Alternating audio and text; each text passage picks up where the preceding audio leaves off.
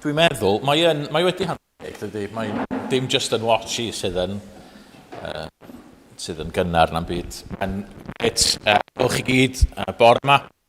Croeso arbennig i chi, croeso unrhyw un sydd hefyd yn gwylio adre. Just chydig o bethau cyn i dad arwain. So dro am yr wythnosau nesaf yma i fyny at y Nadolig. Okay, so dych chi angen, pan o'n i'n dysgu, o'n i wastad yn deud, reit, capiau meddwl ymlaen rwan. So o'n i'n cael y plant i gyd i roi capiau meddwl ymlaen. Mae gen fi loads o bethau i ddeud, ond ella be newn ni trio rhannu fo ar y WhatsApp grŵp hefyd drost heddiw fel bod chi'n kind of cael eich atgoffa. Y peth cyntaf ydy y llyfr defosiynol ar gyfer cyfnod yr Advent. Okay? So mae yna lyfr yma i chi i gymryd, mae yna un i bawb yn yr tu allan y fanna. Felly cymwch un, mae yna rei smar hefyd, so os gennych chi ffrindiau neu beth bynnag ydych chi eisiau cymryd un iddyn nhw. Beth ydy o ydy darlleniadau bob diwrnod yn seiliedig ar y Meseia gan Dave a Sally Gobbett o Gaerdydd. Felly fe hwn yn gret i ni fel eglwys i ddarllen gyda'n gilydd ac efallai i fedru siarad amdano fo, fydd yn helpu ni yn ystod cyfnod yr Advent i feddwl am y Nadolig a pam bod ni yn dathlu'r Nadolig go iawn. So please cymwch rei a'i rhannu nhw allan. Yr ail beth wedyn ydy holi, so mae holi asg wedi cyrraedd, so eto mae hein i gael ei dosbarthu. Mi fyddwn ni wythnos ar ôl nesaf yn dechrau i dosbarthu nhw o gwmpas yr ardal leol yma, so fyddwn ni angen help ar gyfer hynny. Fyddwn ni yn ei dosbarthu nhw efo gwahoddiadau i'r cyfarfod carolau. Ond mae gennym ni 1,000 ohonyn nhw, so mae yna hen ddigon yna i chi gymryd rhai ac i chi rannu nhw efo eich ffrindiau, pobl sy'n byw efo chi hefyd. Gweddiwch amdanyn nhw hefyd, beth sy'n wahanol tro yma ydy mae yna cynnig ar y blaen QR code ar gyfer Beibl am ddim. So mae unrhyw un sy'n sganio'r QR code yna, maen nhw'n mynd i gwefan, jyst yn gorfod rhoi enw eu cyfeiriad a fydden nhw'n cael Beibl am ddim trwy'r post. Okay, so gweddiwch fydd pobl yn cymryd y cynnig yna i fyny. Nos Wener nesaf, mae yna noson yma o hwyl cymunedol. Okay, so nathon ni gael bore mis Medi yn do o hwyl cymunedol, oedd yn gret, dyn ni'n meddwl dros 150 o bobl droi fyny o'r gymuned leol, so mae hwnna yn rhywbeth i ni rili gweddio amdano fo, ac i wahodd pobl, ond yn arbennig, efallai gweddiwch am yr ysgolion wythnos nesaf, achos mae criw yn mynd i 4 ysgol, Garnedd, Feinol, Rhiwlas a Hirel, a fydden nhw'n wneud yr anreg Nadolig, y cyflwyniad yn fanna, ond hefyd yn rhoi y gwahoddiadau allan. So please gweddiwch fydd pobl yn cael y gwahoddiadau ac fydd pobl yn dod yma nos Wener nesaf rhwng 6 ag 8 yma hynny. Mae yna hefyd fideo ar Facebook ac Instagram a pethau fel la. Os gennych chi Facebook neu Instagram, hoffwch y fideo a rhannwch o, achos mae o'n mynd allan. So dwi'n meddwl rhywbeth fel 400 o bobl wedi gwylio'r fideo yn barod, sydd yn gret pan ydych chi'n meddwl os da ni'n gwahodd yn yr ardal leol, fel arfer, 400-500 o dau sy'n yna.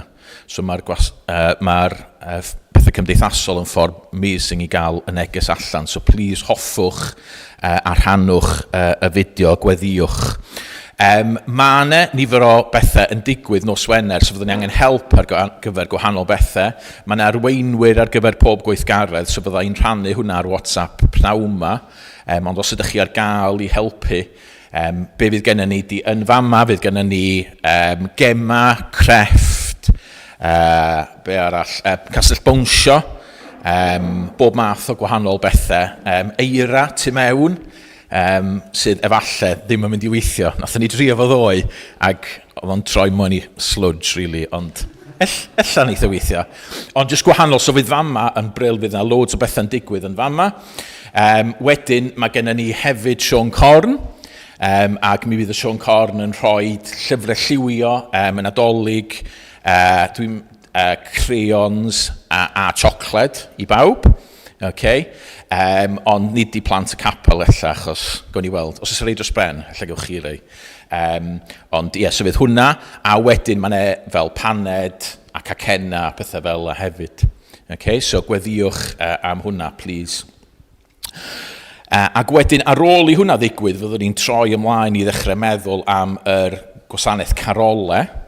Ac fyddwn ni wedyn hynny, dyna pam da ni'n mynd i fod yn rhannu pethau ar ôl yr thing cymunedol. So fydd y gwasanaeth carolau nos Sul cyn Dolig. Da ni'n gobeithio wneud o tu allan yn yr ardal kind of tu ôl yr ysgol yn fama. So fydd ne, da ni'n mynd i wahodd gobeithio cael llwyth o bobl yma a cael rhannu'r efengil yn fana. So, dyna i gyd. Un peth arall, mae yna calendra hefyd i cyrraedd. So, os ydych chi eisiau calendra y mudiad, fedrwch chi roi gwybod i fi a fedra i gael heina i chi. Dwi'n meddwl dyna bob dim yn ei fod i siarad amdano. Ja? Gret.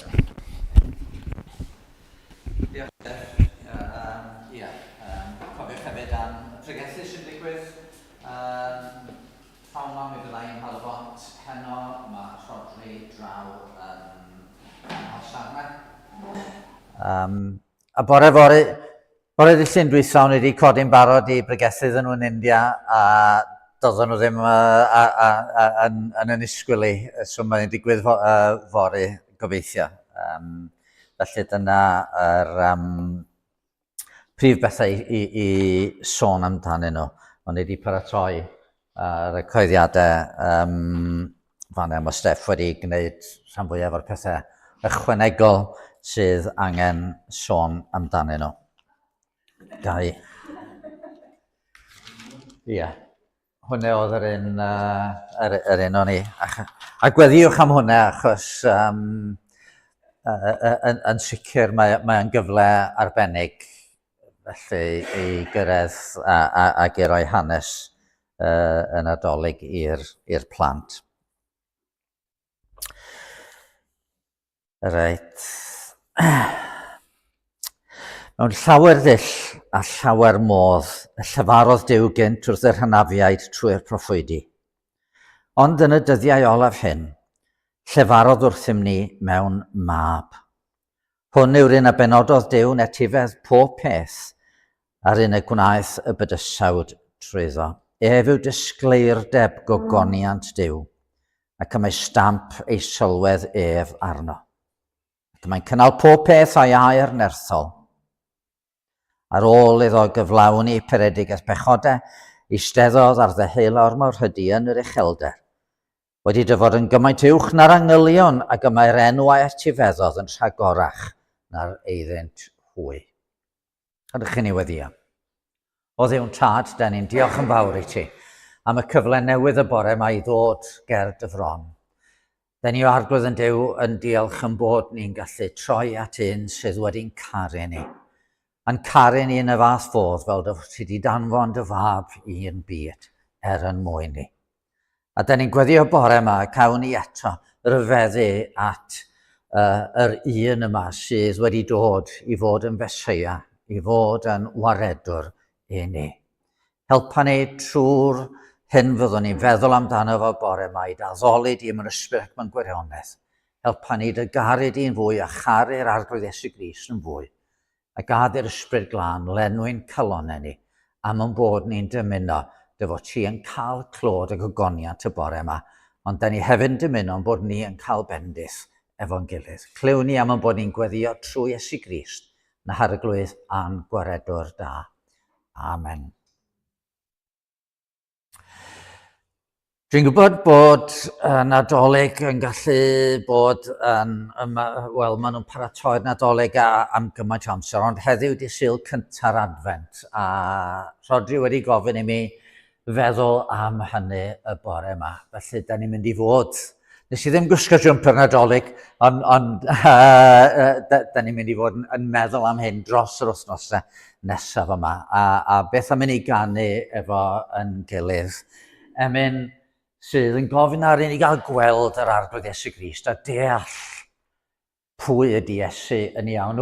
Am gael ffydd i edrych gyda'r angylion fri i drefn yr iachawdwriaeth, dirgelwch yn ddi-sy. A mae trefn yr iachawdwriaeth i gyd ynglyn â Iesu Grist, yn dydy. Dwy natur mewn un person yn anwahanol mwy, mewn purdeb, heb gymysgu yn ei perffeithrwydd hwy. A'n Griffiths yn rhoi cyffes fawr Nicea mewn ffordd mor gryno, mor hyfryd. Garwch i ni ganu'r emyn yma efo yn gilydd.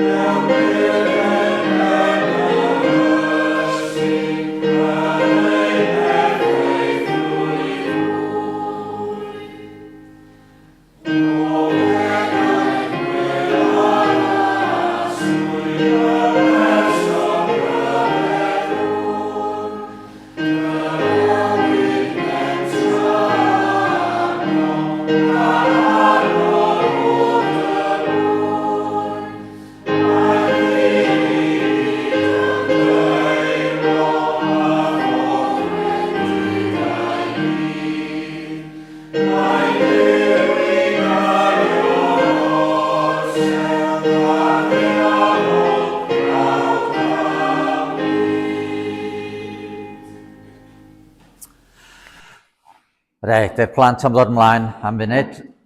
Neddwch chi ymlaen pan ydych chi eisiau beidio. Efo.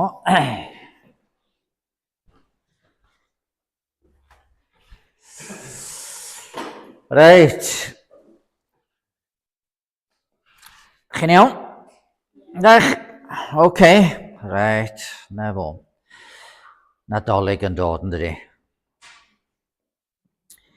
Dach chi wedi bod yn gwneud pethau yn yr ysgol i baratoi mewn rhyw ffordd? Dysgu rhyw ganeuon?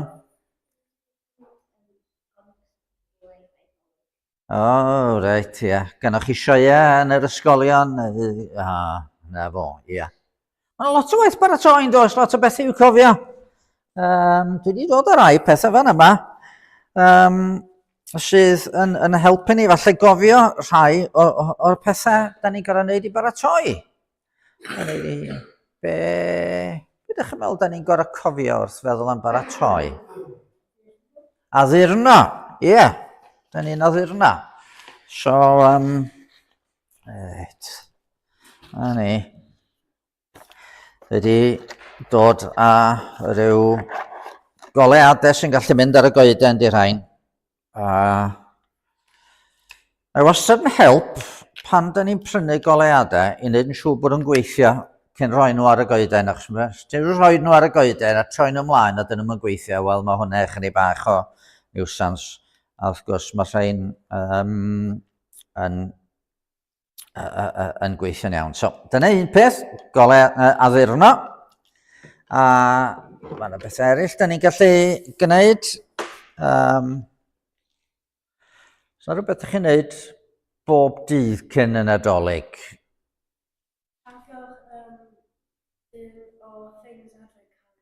Ie, calendar advent. A chi'n bod pan o'n i'n fach, doedd na ddim calendar advent efo siocled yn ddyn nhw o gwbl ar gael. Be oedden ni'n neud oedd agor y drws bach, a fel arfer oedd na lun bach a falle rhyw adnod neu rhywbeth yn sôn am stori'r Nadolig. Mae calendar advent da ni'n gallu gwneud. Wrth gwrs, un o'r pethau dyn ni'n gorau gwneud ydy anfon cardiau Adolyg. A da ni'n gallu gwneud rhestr hir o bobl da ni eisiau rhoi cardiau Nadolig iddyn nhw. So, mae hwnna yn digwydd. Aw sôn am addurno, da ni, falle mae gennych chi yn y tîm, mae gennych chi fel rhywbeth efo modelau o'r doethion a'r bugeiliad a'r Baban Iesu a Mair a Joseph. Dyma fugail fan yma. Dwi ddim efo'r gweddill, fydd rai fi drio ffeindio mwy, ond mae hwn yn un o fugail. Da ni'n rhoi pethau fel yna rownd y tŷ. Wrth gwrs, da ni eisiau bwyd, doedd gennau ddim bocs o Vince Pies, ac o'n i'n ofni dod ar ei yma, neu fysa Rodri falle dwi'n nhw gyd, ond bwyd gwahanol. Anrhegion, reit, mae rhaid paratoi'r anrhegion, prynu'r anrhegion, prynu'r anrhegion. A wedyn, wrth gwrs, chi wedi bod yn dysgu caneuon am y Nadolig, a mae carolau, llyfr o garolau fan yma. Ganddo ni, a da ni'n gallu meddwl, dwi'n gollwng lot o bethau heddiw, yndw. Da ni yn gallu cael y carolau ac yn y blaen. Ond heddiw, oeddwn ni'n dweud, mae'n Sul cyntaf Advent. A mae Advent yn air sydd yn dod o'r Lladin, sydd yn golygu dod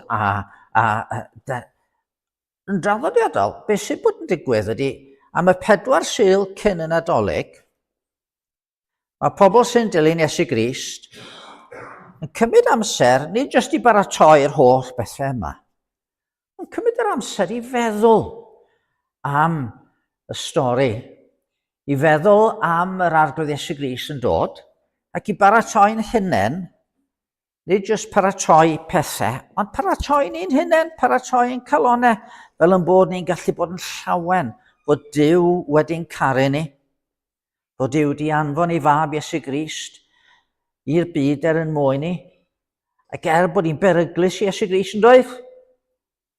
Pan gafodd ei eni, oedd Herod ddim yn cyn iawn ar ei gael o gwmpas yna, oedd Herod yn mynd ar ei ola, a wedyn bellach ymlaen, dyma pobl yn troi arno fo a'i groeshoelio fo, ond meddwl gymaint ydi cariad Iesu Grist bod wedi bod yn barod i farw mwyn i ni gael adnabod Duw a cael maddeuant Duw. Felly mae'n 4 wythnos lle dyn ni'n gallu meddwl, falle jyst ar y Sul, ond hefyd ar adeg eraill, meddwl am gymaint mae Duw di'n caru ni. Falle bod ni hefyd yn cofio y pethau drwg da ni di wneud.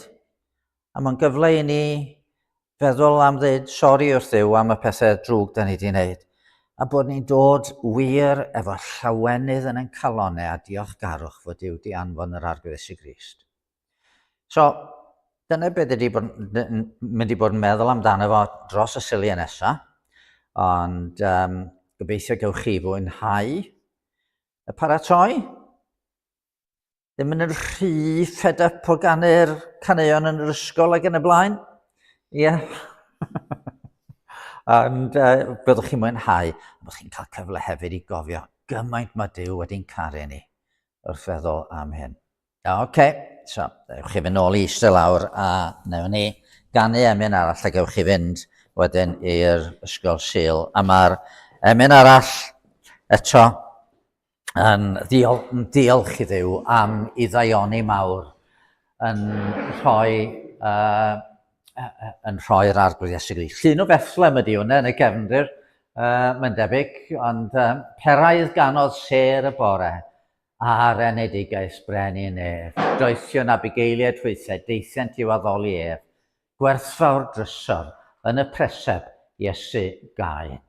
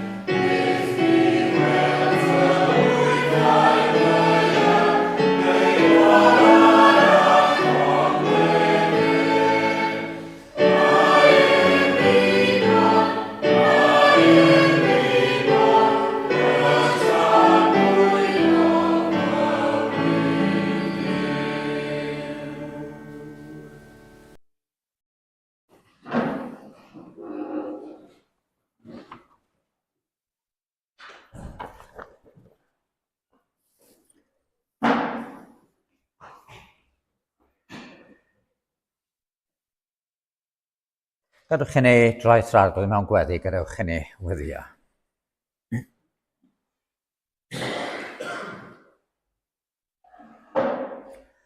O arglwydd ein Duw a thad ein harglwydd Iesu Grist. Wrth blygu ger dy bron y bore yma, dyn ni'n diolch am y cyfle newydd dyn ni'n gael i gofio maint dy gariad rhyfeddol di tuag ato ni.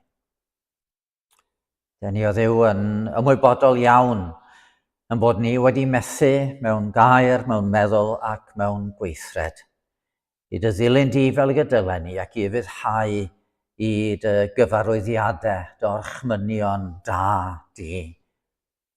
A dyn ni'n ymwybodol o Dduw'n tad fod gyda ti bob reswm i beidio yn caru ni. Ac eto dyna dy gynllun tragwyddol di. Cyn gosod hael na lloer na ser uwch ben. Y drefnwyd ffordd yng nghyngor tri yn un i achub gwael golledig euog y ddyn. Ac felly y bore yma Dduw'n tad, da ni'n llawenhau yn bod ni'n cael dechrau meddwl a dechrau paratoi'n hynny ar gyfer y dathlu mawr sydd yn gallu digwydd wrth i ni gofio y rhyfeddod pur fod y gair wedi dod yn gnawd. Emmanuel, bod ni'n gallu deud Emmanuel, Duw gyda ni. Nid Duw pell, nid Duw yn condemnio, ond Duw yn dod i'n byd ni mwyn i ni gael gwaredigaeth. Ac o arglwydd yn Duw, wrth i ni edrych ar yn byd a'r llanas sydd yn y byd, dyn ni'n ymwybodol bod heddiw yn ddiwrnod gymaint ag erioed pryd mae angen newyddion da yr Efengil i fod ar waith. Felly, dyn ni'n diolch o arglwydd am bod ni wedi cael y fraint o gael clywed, a bod ni'n cael yr her i ymateb yn hynny. Ond dyn ni'n diolch hefyd am bod ni'n cael y fraint i ddeud wrth eraill am waredwr newyddion da o lawenydd mawr wedi dod i'n byd. Dyn ni o arglwydd felly yn dod efo'n deisyfiadau. Dyn ni'n gofyn yn gyntaf ar i ni gael golwg cliriach ar y gwaredwr, fel yn bod ni'n dygaru di yn fwy ac yn caru'r arglwydd Iesu Grist yn fwy. Dyn ni'n gweddio Dduw'n tad bod cyfnod yr Advent yma'n gyfnod lle dyn ni'n mynd i gael myfyrio, a dyn ni'n mynd i gael agor yn calonnau, a dyn ni'n mynd i gael yn llenwi ar ysbryd glân o'r newydd fel petai. Rho sicrwydd yn calonnau, dy fod ti wedi maddau pob bai, a rho awydd yn calonnau i rannu'r newyddion da efo eraill. Da ni'n diolch am y cyfle gawn ni yr wythnos nesaf yma yn yr ysgolion i just deud hanes y geni wrth blant yn yr ysgolion. Arglwydd gad i'r had sy'n cael ei hau wreiddio yn ddwfn yn eu calonnau nhw, fel bod nhw yn ifanc iawn yn dod i geisio dy wyneb di. Da ni'n diolch o Dduw'n tad am y cyfle nos Wener i rai ddod ac i ni roi hwyl iddyn nhw, ond hefyd i ni fedru mewn rhyw ffordd peri bod nhw'n gallu ystyried bod y Nadolig yn amser arbennig iddyn nhw feddwl amdana ti a dy alwad di ar eu cyfer nhw. Felly arglwydd arwain pobl yma, bendithiau'r gwahoddiadau fydd yn mynd allan. A gad i'r noson eto fod yn noson o lawenydd i bawb fydd yn dod. A dyn ni'n gweddio arglwydd yn Duw wrth i wasanaethau gael eu cynnal trwy'r mis nesaf yma, gwasanaethau carolau, gwahanol gyfarfodiad a gwahanol beth yn digwydd. Y bydd pobl yn cael ei denu at ti o dywyllwch yn byd ni, yn cael ei denu at oleini'r byd yng Nghrist. Da ni o arglwydd yn gweddio hefyd bore yma dros yr oedfa hon, ar yr oedfa hon o Dduw'n tad, fod yn amser lle da ni yn cael clywed dy lais di. Mae'r hanes ar un olwg mor gyfarwydd o Dduw'n tad. A gyda tyrd efo rhyw ffresni, tyrd efo rhyw rym newydd, fel y byddwn ni efo'n gilydd o'r ad, yn gallu llawenhau yn gwaredwr. A helpa ni, wrth i ni ganu, helpa ni i ganu o'n calonnau, i ti ac i'r arglwydd Iesu Grist, wrth i ni fyfyrio yn y gair, gad i ni gael gweld pethau sy'n mynd i fod yn helpu ni. Clyw yn gweddi felly o ddiwn tad. So os baich arbennig ar ar galon unrhyw yma bore yma, dyn ni rhoi baich yma i ti, gan ddymuno o ddiwn tad, y fod ti yn dy ras, yn harwain ni ymlaen ac yn rhoi dy gwmni ni trwy bob dim dyn ni'n gorfod i wynebu. Clyw yn gweddi felly, a derbyn yn diolch am yn bod ni'n gweddi o'r cyfan trwy ein harglwydd a'n gwaredwr, Iesu Grist. Amen.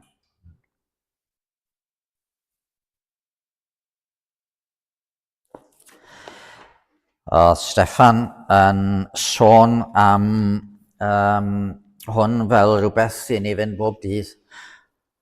Mae myfyrdodau gair o'r gell yn dal ar wefan yr eglwys, os ewch chi ar YouTube, i safle YouTube, a dwi'n credu rhif 251 mae rhei'r advent yn mynd trwodd fanna.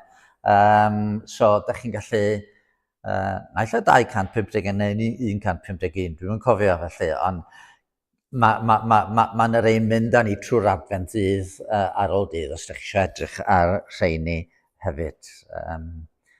Maen nhw o 4 blynedd yn ôl, felly mae'n gyfnod gwahanol un o gyda ni jyst yn dod allan o'r pandemig, felly wedyn, ond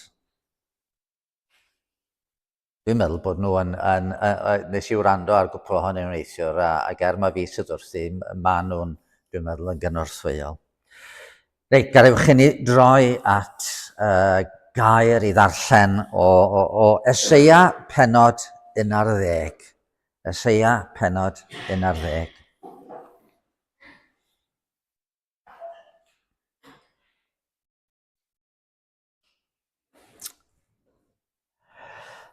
O'r cyff a dewir i Jesse, fe ddaw blaguryn, ac fe dyf cangen o'i wraidd ef.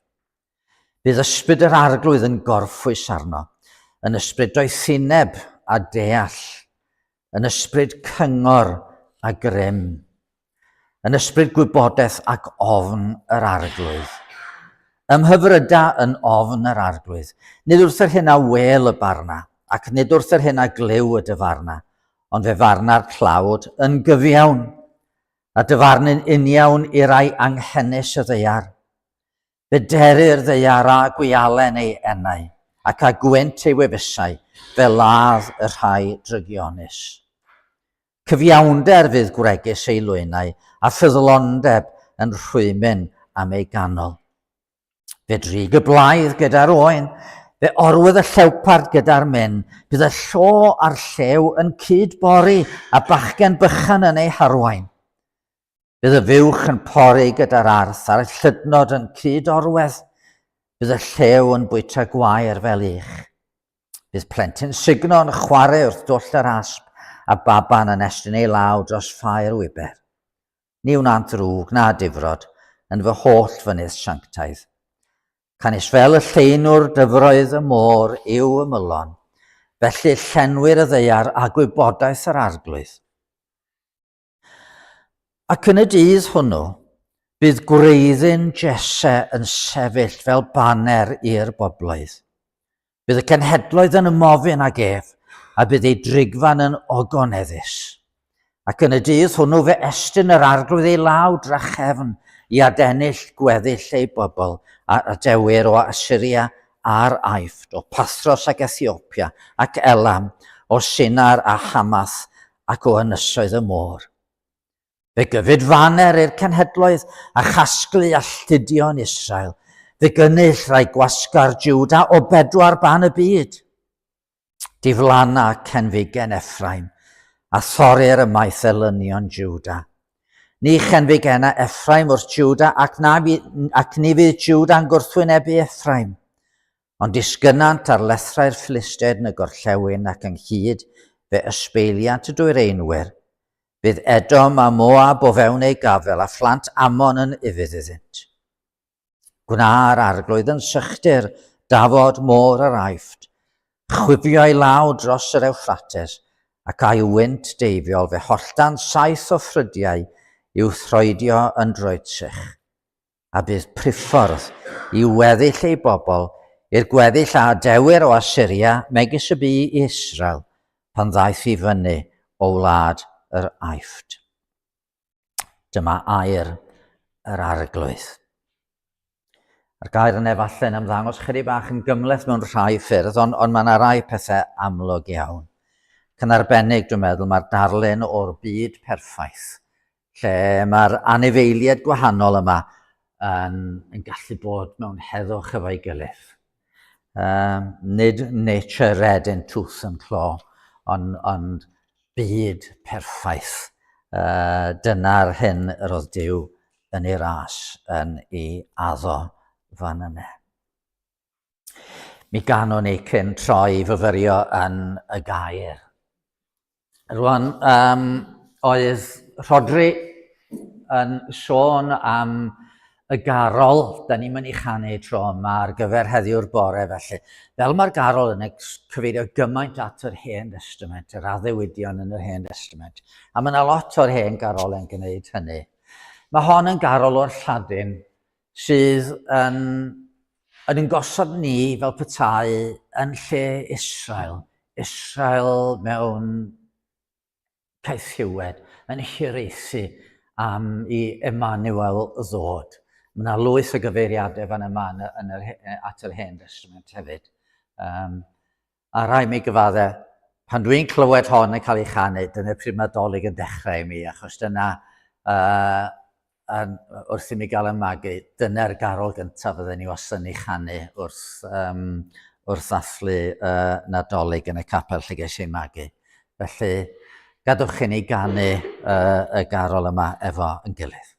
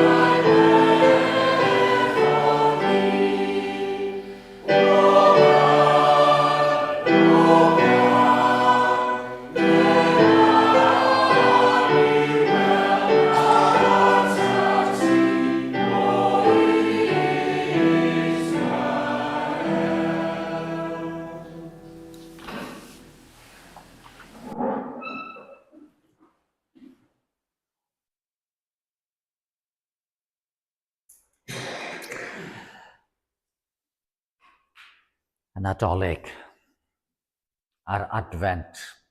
Yr Advent fel cyfle i baratoi. Paratoi'n calonau ni'n hunain, paratoi yn meddyliau, yng nghanol yr holl bethau sydd yn gallu tynnu'n sylw ni. Da ni'n gallu cymryd amser wedyn, jyst i gofio be'n union ydi arwyddocâd y geni rhyfeddol yma.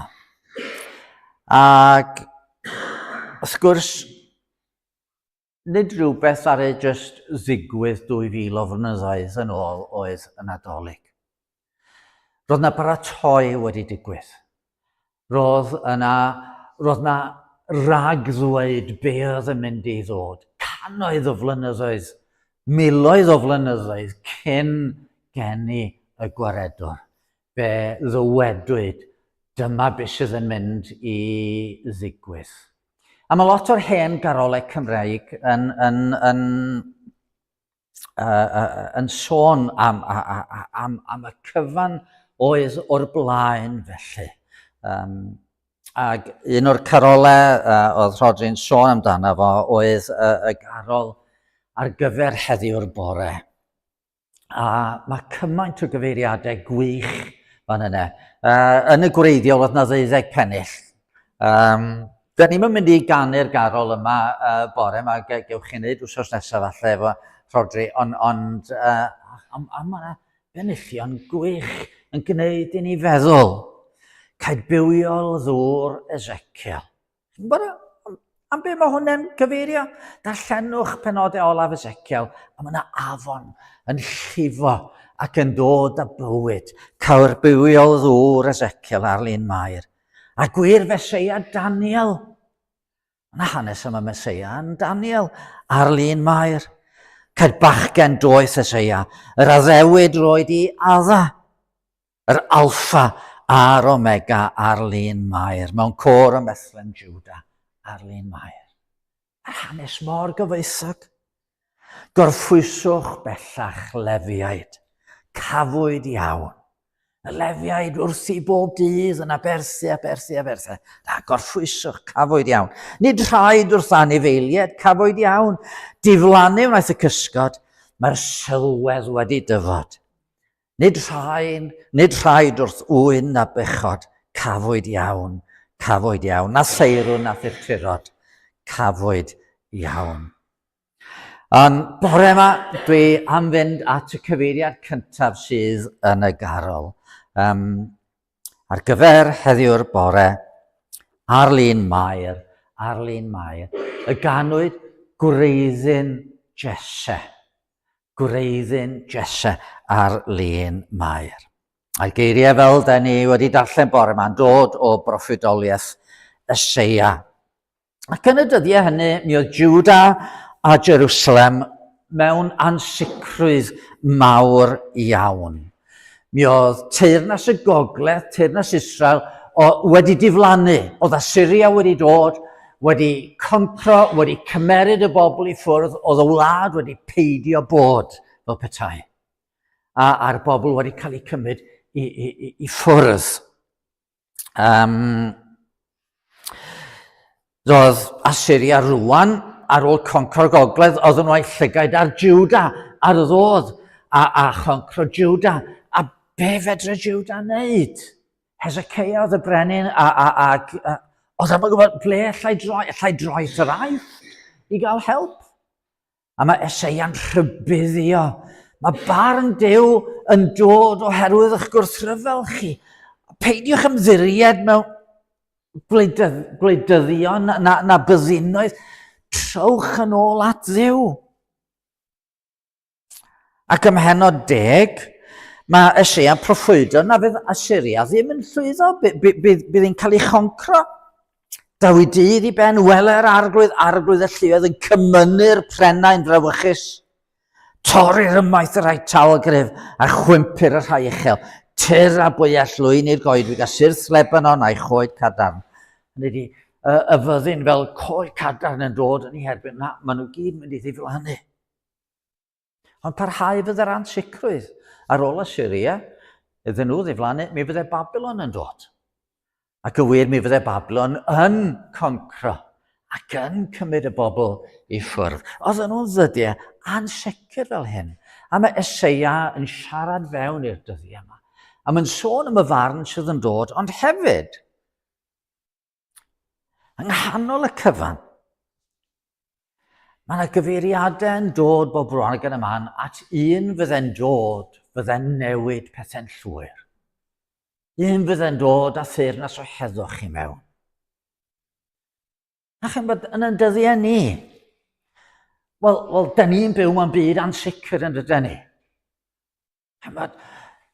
Mae pethau wedi digwydd yn ddiweddar sydd yn gwneud i rywun feddwl beth sy'n mynd i ddigwydd. Da ni'n byw yn byd y pandemics. Da ni'n byw yn byd lle mae llywodraethau yn ymosod, a mae teyrnasoedd yn codi a teyrnasoedd yn disgyn. A mae'r ansicrwydd yna'n gallu dod yn fwy personol wedyn, wrth i ni brofi heriau bywyd. Ond yng nghanol yr ansicrwydd, gallwn ni gofio, mae Duw wedi addo Meseia, a da ni'n byw yn y dyddiau lle da ni'n gwybod bod y Meseia wedi dod ac wedi gwneud pethau rhyfeddol. Ym Mhenod 11 o y broffwydoliaeth, y benod o'n i ddarllen, mae yna fel dwy gerdd, dwy broffwydoliaeth yn rhoi darlun i ni o beth Duw eisiau ei wneud.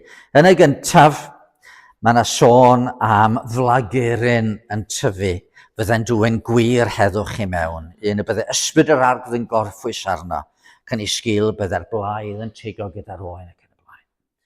Mae hynny o adnod 1 ymlaen i adnod 9. A wedyn, mae yna ail gerdd yn adnod 10 yn cychwyn, lle mae yna sôn am wreiddyn Jesse yn sefyll fel baner i'r cenhedloedd.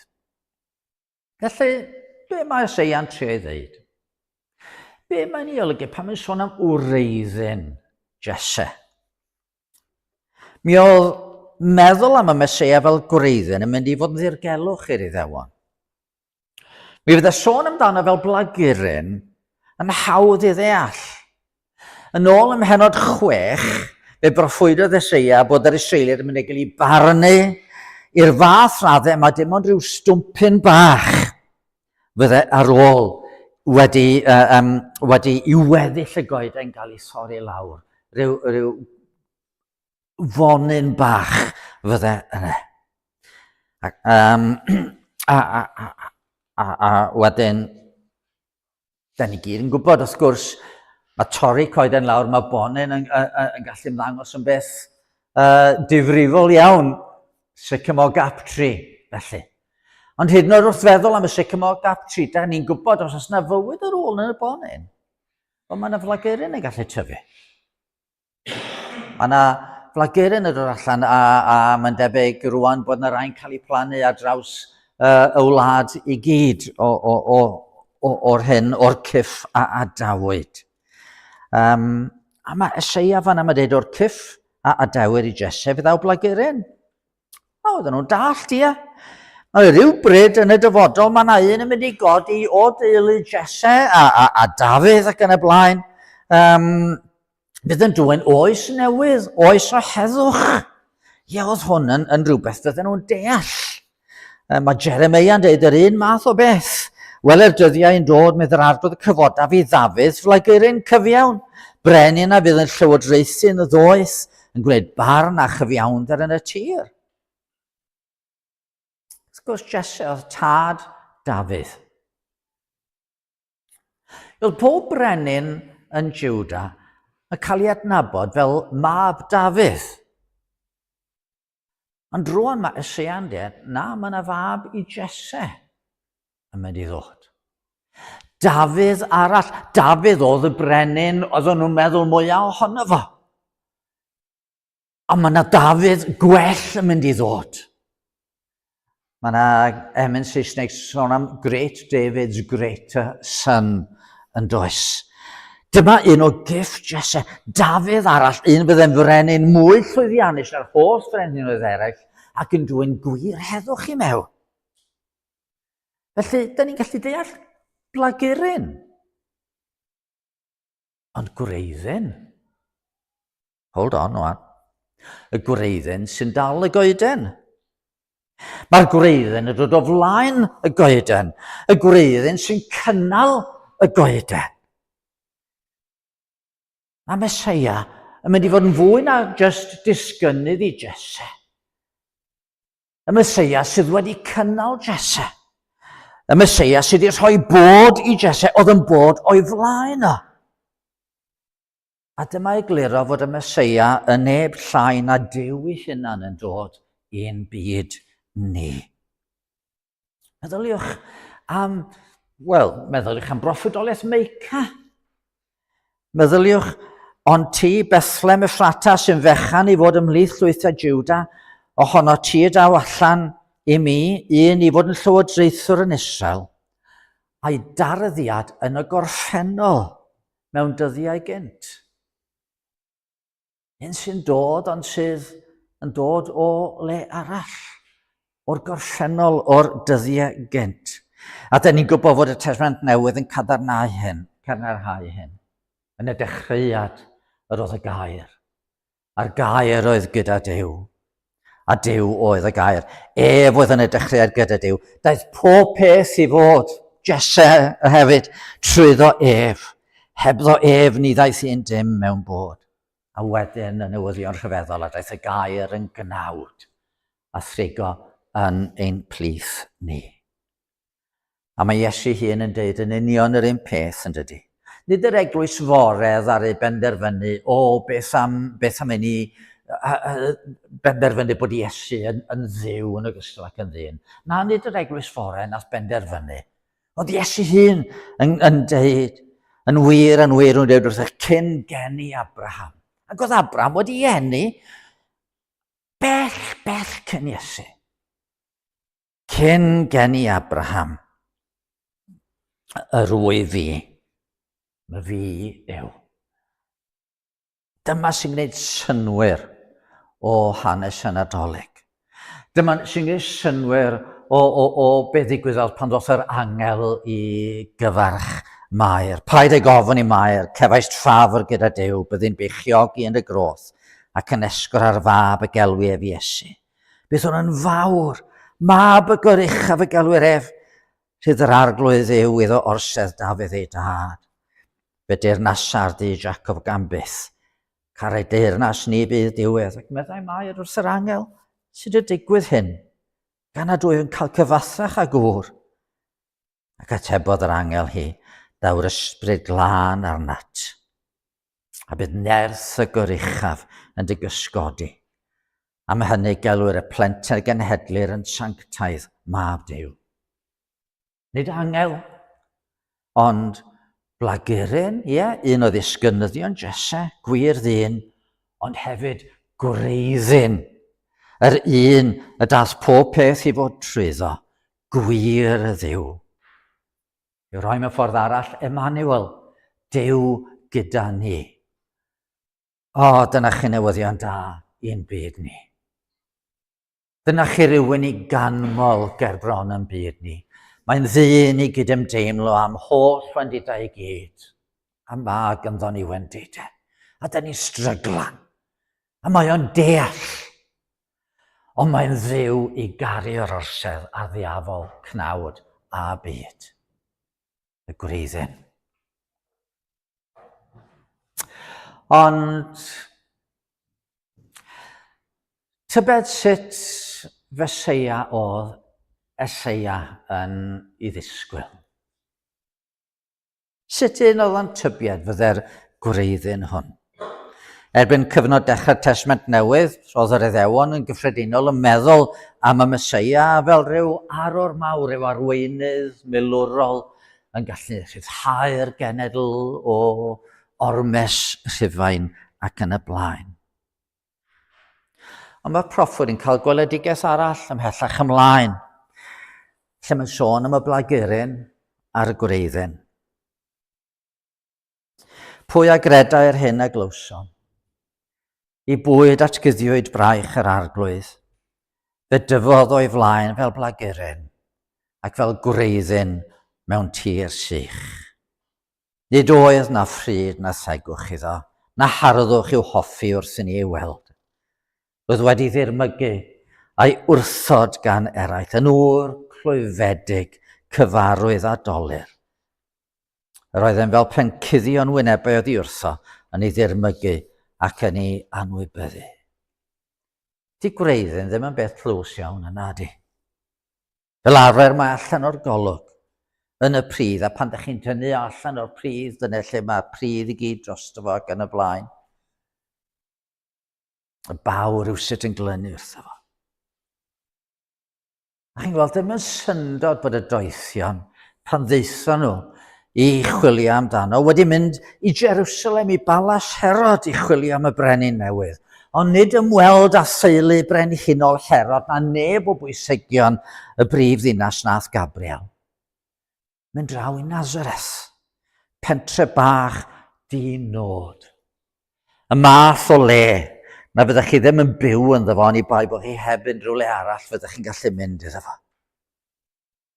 Fanno cenhedlwyd Iesu, ac ym Methlehem sy'n fechan i fod ymhlith llwyth o Jiwda, y cafodd o'i eni. Fel ffoadur y buodd o fyw blynyddoedd cyntaf i oes, ac yna nôl i Nazareth. Wedyn fe dreuliodd 2 blynedd yn crwydro rhwng Galilea a Judea cyn y diwedd dychrynllyd hwnnw ar y groes.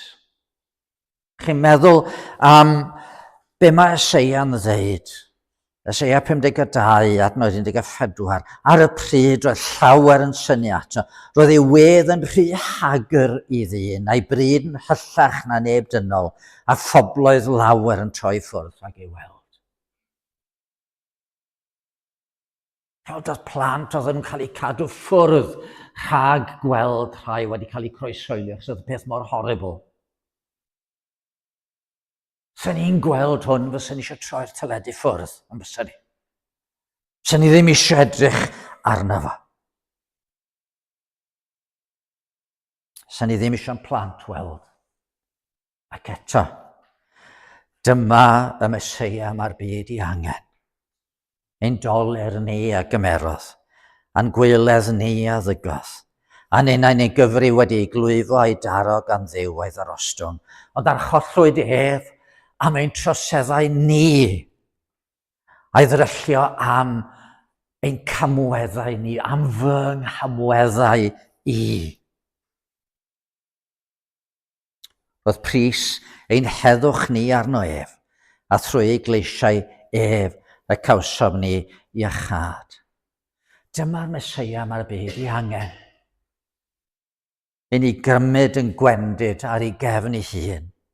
I ni ddioddau canlyniadau'r mes, y llanast da ni wedi gwneud, a cymryd y canlyniadau yn lle ni, o'n Duw, i ddwyn y maith bechodau'r byd. I ni ddwyn maddeuant oddi wrth Dduw ei hun, a rhoi tangnefedd yn ein calonnau. Ac wrth gwrs mae hyn yn harwain ni rwan yn ôl at y weledigaeth yn Eseia 11. Be da ni'n gweld yn y ddegfed adnod yn y dydd hwnnw, bydd gwreiddyn Jesse yn sefyll fel baner i'r bobloedd. Bydd y genhedloedd yn ymofyn ag ef a bydd ei drigfan yn ogoneddus. Baner.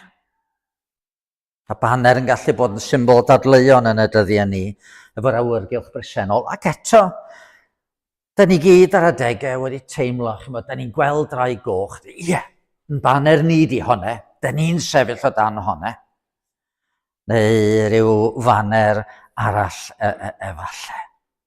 Yn y Eseia, nid fflag wedi chreu ar damer o gynfas, oedd baner fydde yn aml yn gallu bod ar bren neu ryw fetel wedi cael ei foldio. Ac mewn brwydr, mi fydde'r faner yn cael ei dal i fyny, a fydde'r milwyr yn ymgasglu o gwmpas y faner mwyn dweud, dyma pwy da ni yn ymladd drosto fo. A pan oedd byddwn ni'n adre mewn buddigoliaeth ar ôl brwydr, a fydden nhw'n dod mewn prosesiwn ac ar flaen y prosesiwn mi fydden nhw'n dal y faner a fydde pobl yn dweud, ie, yn byddin ni sydd wedi ennill fan yna.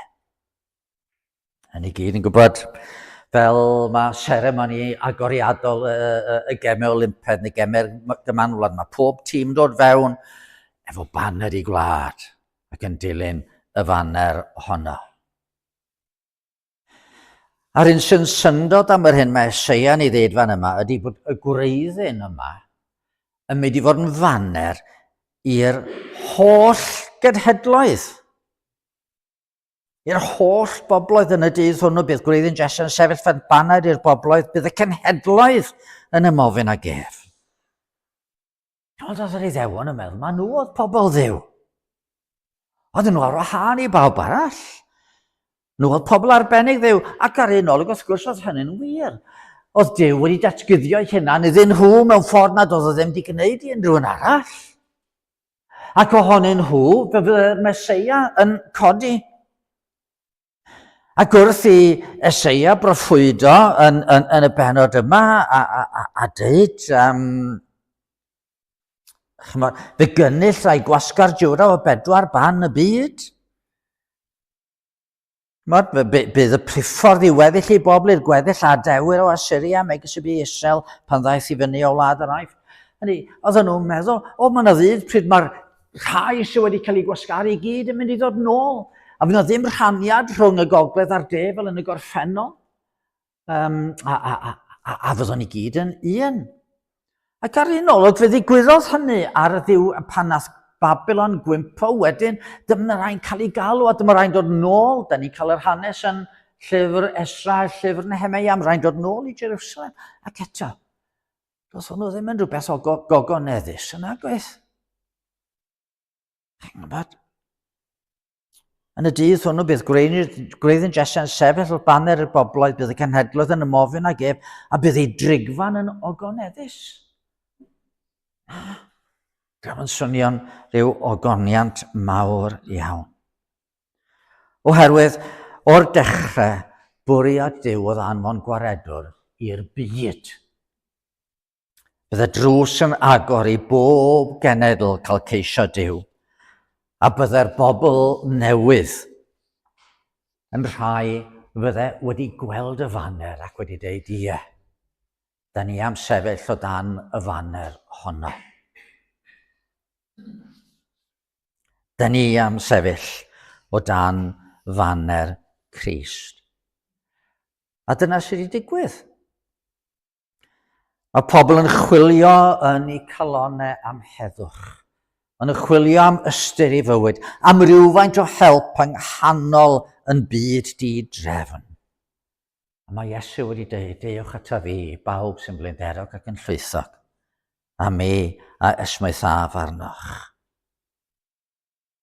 A dyna sy'n gwneud hanes y Nadolig yn fwy na stori neis o'r gorffennol. Mae'n stori sy'n cynnwys Herod. Mae'n stori fydd yn cario ymlaen ac yn sôn am Peilat ac Anas yr archoffeiriad. Mae'n sôn am goron frain a mae'n sôn am iawn wedi dalu am bechod. Ie, mae'n sôn am groes Calfaria, ond mae'n sôn hefyd am y bedd gwag a'r fuddugoliaeth a'r farwolaeth. A mae baner, nid jyst bod ni'n deud, da ni'n gallu perthyn fanna, ond mae baner yn alwad yn dydy. Mae'n alwad i ni gredu, mae'n alwad i ni ddod a deud, ie, da ni'n ymddiried yn yr un yma. Dyma geidwad i'r colledig, meddyg i'r gwywedig rai. Dyma un sy'n caru maddau bechaduriaid mawr ei bai. Mae'n caru maddau. Mae eisiau i ni fynd ato fo, a throi ato fo, mewn edifeirwch a gofyn am ei faddeuant. Diolch iddo, beth am gofio llwch y llawr. Mae'r her i ni, dydy. Be nawn ni o'r baban aned ym Methlehem? I anwybyddu I erlyd a'i wrthod fel Herod, neu credu ynddo fo a derbyn hwn fel yn iachawdwr a'n gwaredwr, a'n arglwydd. Wedi unrhyw un yma sydd ddim yn siŵr ei perthynas â Duw.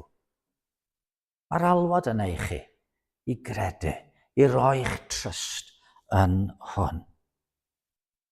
Fel mae y garol yn dweud, diosgodd Crist ei goron o'i wir fodd. O'i wir fodd mwyn coroni Seion o'i wir fodd. I blygu ben dihalog o dan y goron ddreiniog, i ddioddef dirmig lludiog.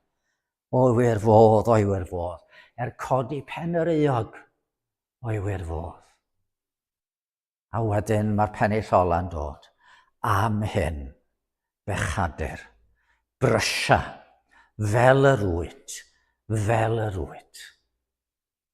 Y mofyn am y noddfa fel yr wyt. Sdim ffordd arall yn bosib. Newch chi byth fodlon i Duw efo'ch seremoniau, newch chi byth fodlon i Duw efo'ch gweithredoedd da. A chi jyst derbyn y gras a'r maddeuant mae Crist ni roi. I tir agorwyd ffynon a ilch dy glwyfau dion, fel eira gwyn yn salmon, fel yr wyt. Gan hynny, tyrd yn brydlon, fel yr wyt. Felly wrth i ni baratoi'n hyn yn dros gyfnod yr Advent, gadwch i ni gofio yn cyflwr ni. Gadwch i ni, mae'n sôn am y grawysg yn y Pasg fel amser i rywun holi hunan ac edifarhau. Wel, mae'r Advent yn gyfnod tebyg i ni fedru holi'n hunan ac edifarhau am y drwg. A gadwch i ni ryfeddu at gariad Duw, a gorfoleddu bod wedi rhoi y fath geidwad, a gadwch i ni ymddiried yn llwyr yn yr arglwydd. A gadwch i ni fentro hefyd i ddeud wrth eraill, y newyddion da o lawenydd mawr. Gadwch i ni weddio o arglwydd yn Duw. Diolch yn fawr i ti am drefnu y fath iachawdwriaeth. Y blagurin, un o had Jesse, o had Dafydd. Ac eto y gwreiddyn, un oedd yn sylfaen i holl fywyd y byd. A diolch o ddim tad fod y gair wedi dod yn gnawd a thrigon yn plith ni. A diolch am y maddeuant sydd yn dod trwy Iesu Grist. Gad i ni o'r newydd fod yn fwy sicr nag erioed o'r blaen o'n gwaredwr. A phwyso arno fo am bob dim o ddim tad. A helpa ni i ddeud wrth eraill y newyddion da am un a ddaeth i'r byd i mwyn nhw hefyd, at y Duw sy'n caru maddau bechaduriad mawr ei bai. Amen. Mi ganon ni garol i orffen, nid hen garol, carol newydd ydi, ond mae'n trio dilyn yr hen batrwm o fynd yn ôl i'r dechrau ac ymlaen. Yn y dydd cyn dyfod dyddiau, trefnwyd dydd dy ddyfod di. Trefnwyd bore gwyn y geni cyn goleuon deiar ni. Cyn bod pechod, trefnwyd cymod trwy gyfamod perffaith drindod, trefnwyd aberth drosom ni. A wedyn mae'r pennill ola wedi cyrraedd Calfaria. Trefnwyd croes i dalu'n dyled ar y bryn tu maes y dre. Trefnwyd dydd i ninnau glywed am ei aberth yn ein lle. Am i'r Iesu trosomwyd i'n gwaredu, rhaid i'n gredu, brysiwn heddiw ato fe.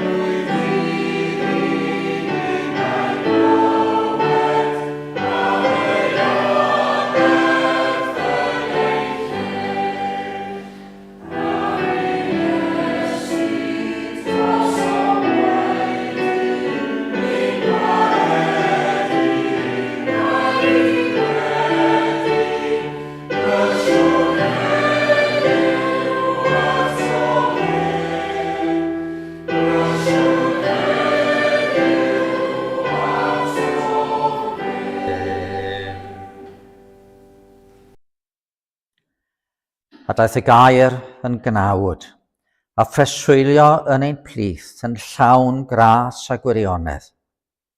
Gwelsom ei ogoniant ef.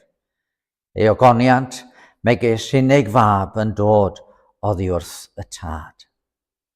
Ac i gynifer ag ei derbyniodd, rhoi sydd yn twy, rai sy'n credu'n ei enw hawl i ddod yn blant Duw. Plant wedi geni nid o waed nac o ewyllus cnawd, nac o ewyllus gŵr, ond o Dduw.